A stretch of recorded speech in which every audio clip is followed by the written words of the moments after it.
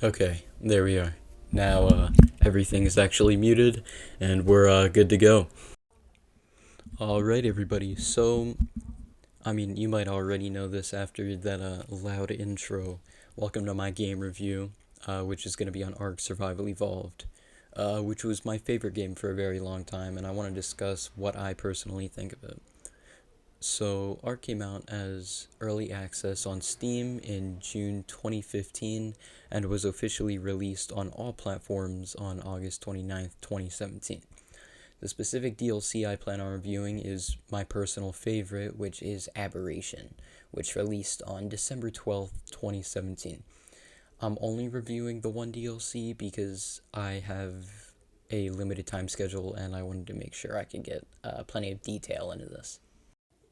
So the first thing to really go over, in my opinion, is going to be the play creation menu, because you can edit your character in a bunch of ways that aren't really that realistic, and in my opinion, it's a good way to have some fun before actually getting into the gameplay. Now, after the character creation, you can choose a bunch of locations to spawn, but I almost always spawn Portal when I'm first starting off in Aberration.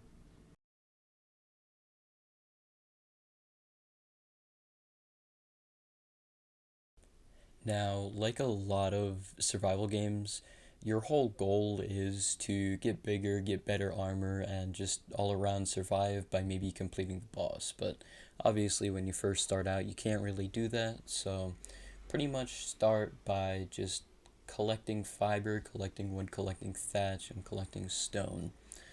Um, Best bet there is probably going to be the trees, because, wood is going to be very important later on, especially because building things helps you level up, which is an important aspect of the game's leveling system. And speaking of leveling system, I would say the game has a relatively good level progression on normal official servers, but I did have to use some boosted rates for this specific server because I wanted to be able to complete everything. But unfortunately, I still never actually got to the boss fight just because I really didn't have the time. I had a bunch of other projects and stuff. But I can still give a pretty thorough examination of the entire thing without that. So, when talking about aberration, one of the important things in the progression system of the game are the different zones. So it has the green, blue, and the rad zone, otherwise known as the radiation zone, which each have their own unique environment. The green zone is the easiest, containing mostly herbivorous creatures. Just because it is the easiest doesn't mean it isn't difficult. The green zone contains some very beginner materials such as stone, wood, and pretty much all the basics. Alongside the herbivores, there are mushrooms and berries. Not all of the mushrooms are safe, as there is a mushroom commonly known as the LSD mushroom among players. If someone walks through this mushroom, then it is possible to have a reaction and suffocate to death. The green zone predators are raptors, ravagers, carnotaurus, sometimes basilisks, and carcinos, spinosaurus, and a little bit more. There's some overlap between the different zones, but things get bigger as you explore the further down ones. Now, the next zone is the blue zone. The blue zone still contains more herbivores, but now with way more carnivores and more dangerous ones. The blue zone herbivores are the Gigantopithecus, iguanodons, roll rats, and a couple more, like in the green zone, but the blue zone can contain the Carcinos, Ravagers, Basilisks, and Spinosaurus. It contains even more, though, such as rock drakes, the Megalosaurus, and a brand new creature specific to dark, gloomy environments, the Chupacabra. The Nameless. These are weird monkey things that hop around chasing you and hunting you down, and they come up from the ground in the blue and rad zones. The only way to prevent Nameless from spawning is to equip a light pet, such as a bulb dog or a shine horn. The blue zone contains a lot of resources such as gas veins, metal nodes, and important aims for progression. Although the blue zone has a lot of resources, it contains dangers outside of all the creatures. There are high ledges where someone can fall off easily, and spores that temporarily fog up your screen and make you lose health until you die. So, yeah, sounds like a pretty great place for a vacation. Now, last but not least is the red zone. It has by far the most dangerous creatures in the DLC, ranging from Seekers to Reaper Queens. Seekers are similar to Nameless, but as they're affected by light, but instead of disliking it, they are drawn to it. Reaper Queens are a deadly creature with thousands and thousands of health. I think they normally range from around like 50 to 60,000, and they are not tameable.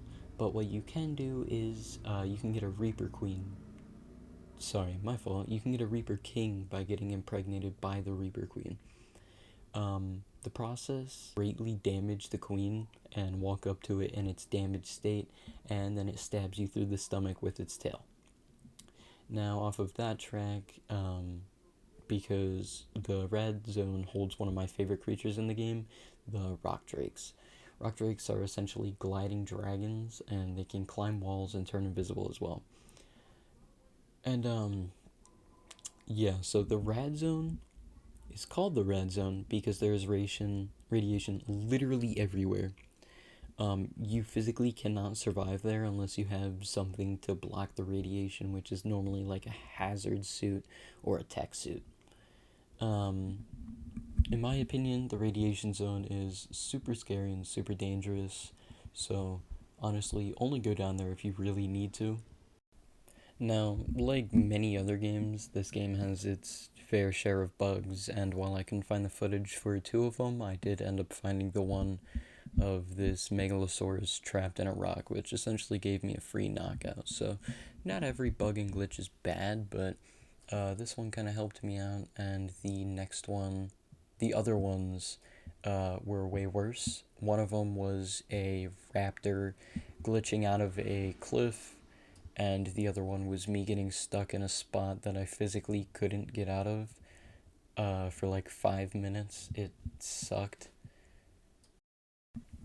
Now, based off of all I've seen of the game, I would say it's on overall like 8 out of 10. Maybe like a 7, but Aberration, in my opinion, is just the best DLC, and it goes far along. It's the main thing that kept me playing Ark all these years. It has a great progression system, subconsciously with its different zones, and it has cool and interesting creatures, small or massive, and it has different environments and environmental factors such as earthquakes and radiation. And taking all of this in consideration, I would say the DLC of Aberration specifically is most definitely a 9 out of 10. And now, since the actual review is over, I've got to give a shout out to my buddy Kaius. He's kind of like the main person that played with me this entire time. And besides that, just thank you guys for watching. I hope the review was good. It was more serious than joking, but I couldn't find the clips I needed, and I am currently doing this at almost 9 p.m. So editing and creating the voiceover was pretty difficult.